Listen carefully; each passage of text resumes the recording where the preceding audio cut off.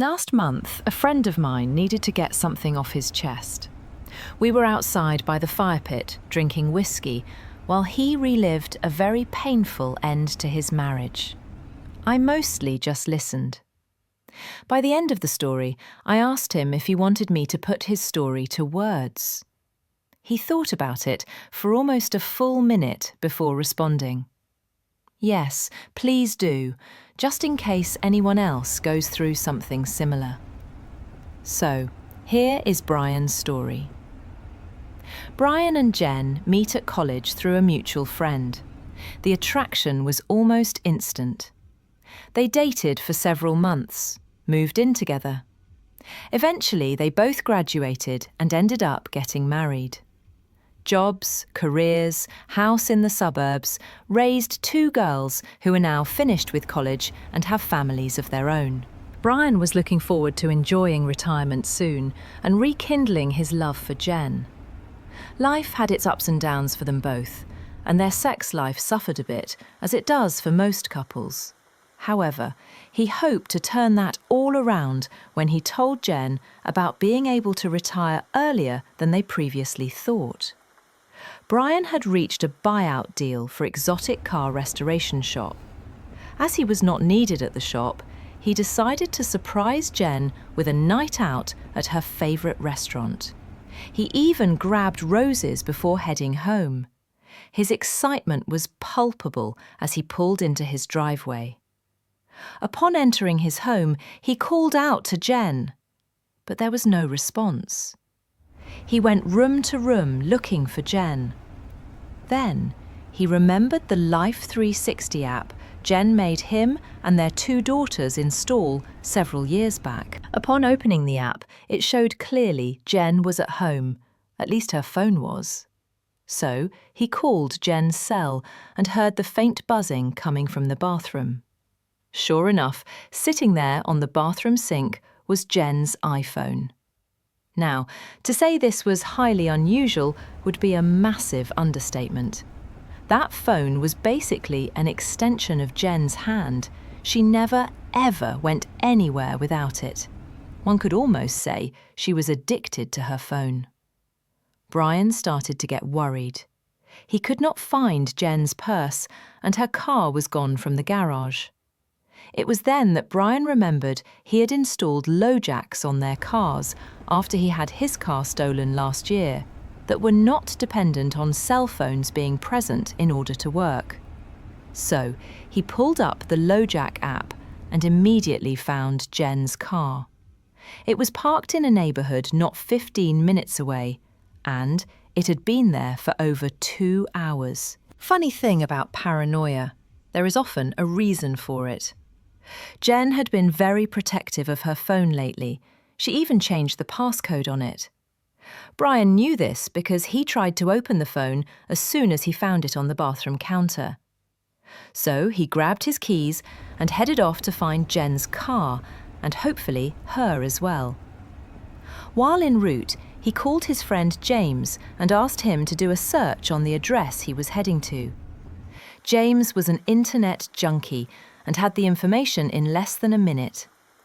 The house belonged to a one Dr. Howard Daniels, the same Dr. Daniels who was Jen's boss at the clinic she worked.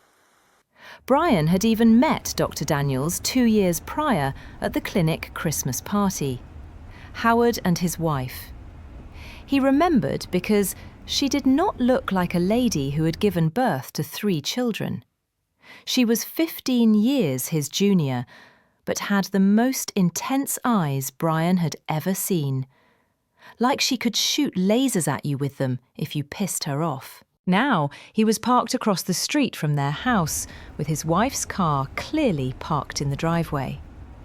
Brian could not believe Jen was cheating on him with her boss.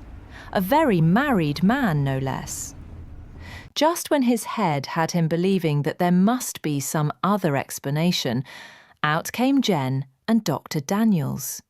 They were laughing, holding hands, and shared a very passionate kiss. The same kind of kiss that Brian thought was reserved for just him. He quickly opened up his camera app and snapped at least a half-dozen photos before leaving. Brian beat his wife home by almost 10 minutes. Upon entering the house, Jen almost dropped her purse, surprised by Brian's presence in the living room. He had parked around back, and Jen did not see his car.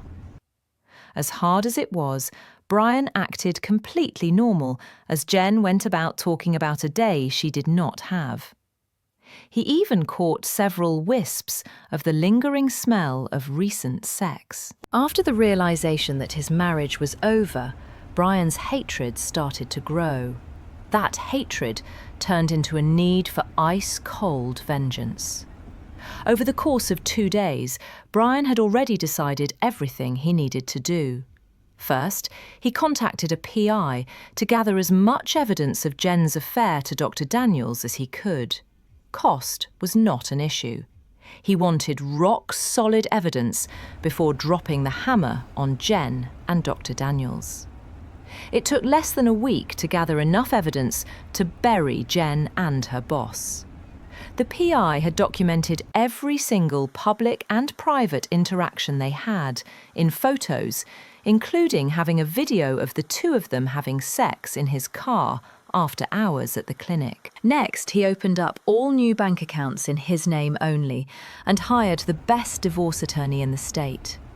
He informed his attorney of his impending shop sale, and he wanted to make sure Jen did not get a single dime of that sale. Since the kids were all grown up, and the fact Brian did not want a single thing, including the house, he was sure he could swing an ironclad divorce through the courts. Infidelity was frowned upon in the courts by most judges. Once Brian's attorney had filed the paperwork, it fell to him to enact the rest of his plan. Jen's birthday was coming up, and her friends at work were throwing her a huge party at their favourite bar. Jen even slipped up and said Dr. Daniels and his wife would be attending. He decided that would be the perfect place to let his wife know he was divorcing her. The cherry on top was Dr. Daniels' wife would also be there, so he would not have to figure out a way to tell her that her husband was fucking his wife. Jen's best friend at work asked Brian if he would give a short speech about Jen and their marriage. He readily agreed and began to prep his speech. It was going to be epic. After arriving at the bar, Brian found the sound system guy for the stage and projector screen. He paid him $200 cash to play a video presentation for him. $100 now. $100 if he allowed the video play to the end. The man was all smiles when Brian handed him the thumb drive and the cash. Once it was time, Brian got up and began to talk about meeting Jen and about their life together. Then he announced that he had a video to play for the birthday girl. The video started with old pictures of them together, their life through the years. Then, as the first photo of Jen and Dr. Daniels locked into a passionate kiss and embrace hit the screen, everyone stopped dead still. The next few pictures were of the couple in various states of dress in the back of Dr. Daniels' car at the clinic. Then, a video clip of the couple fucking in the back seat started. That was when Brian walked off stage, handed Jen the divorce papers, paid the sound guy his extra $100 and left the bar. Brian got into his car, turned off his phone and drove off to his new studio apartment he rented until the sale of his shop was complete. Apparently, Dr. Daniels' wife did not react well to the photos and video. He is now up to his arse in his own divorce. He had temporarily closed his clinic in order to deal with Brian going scorched earth. When he reopened, it was without Jen, of course. Several days post-birthday party, Brian finally turned his phone back on. His notification showed well over 70 missed calls, with voicemails ranging from rage to crying, and everything in between. Text messages were a unique mix: Jen, Jen's friends, and even several from Dr. Daniel's soon-to-be ex-wife, thanking him for exposing them in such a public way.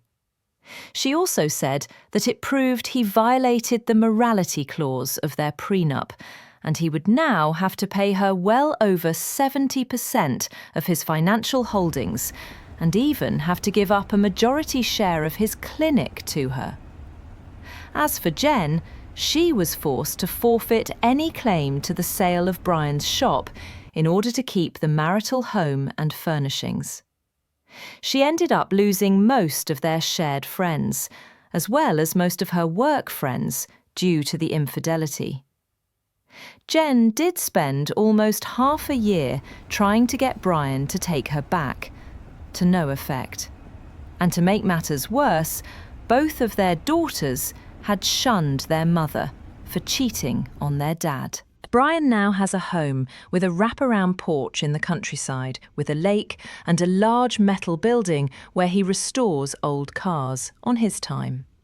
He says he will never again move in a woman into his home. His new peace is his home, his shop, and his small handful of friends.